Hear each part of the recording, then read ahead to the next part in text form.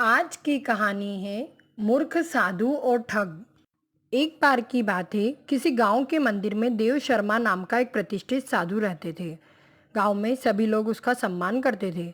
उसे अपने भक्त से दान, तरह तरह के वस्त्र, उपहार, खाद्य सामग्री और पैसे मिलते थे। उन वस्त्रों को बेचकर साधु ने काफी धन जमा कर लिया था।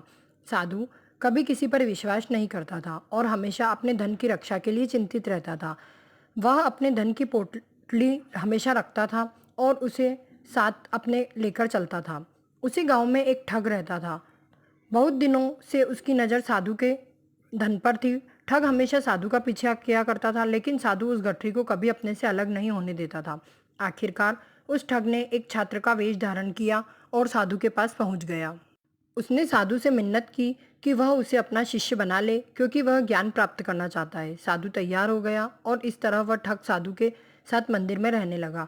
ठग मंदिर की साफ सफाई से लेकर अन्य सभी काम करता। ठग ने साधु की खूब सेवा की और जल्दी ही उसका विश्वास पात्र बन गया। एक दिन साधु को पास के गांव में एक अनुष्ठान के लिए आमंत्रित किया गया। साधु ने वह आमंत्रण स्वीकार कर लिया और निश्चित अगले दिन साधु अपने शिष्य के साथ उस अनुष्ठान में भाग लेने के लिए निकल पड़े।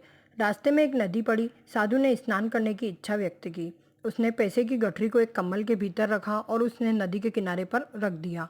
उसने ठग से सामान की रखवाली करने को कहा और खुद नहाने चला गया।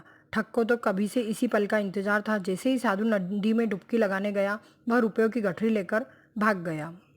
इस कहानी से हमें यही शिक्षा मिलती है, किसी भी अजनबी की चिकनी चुपड़ी बातों में आकर हमें उस पर विश्वास नहीं करना चाहिए। धन्यवाद।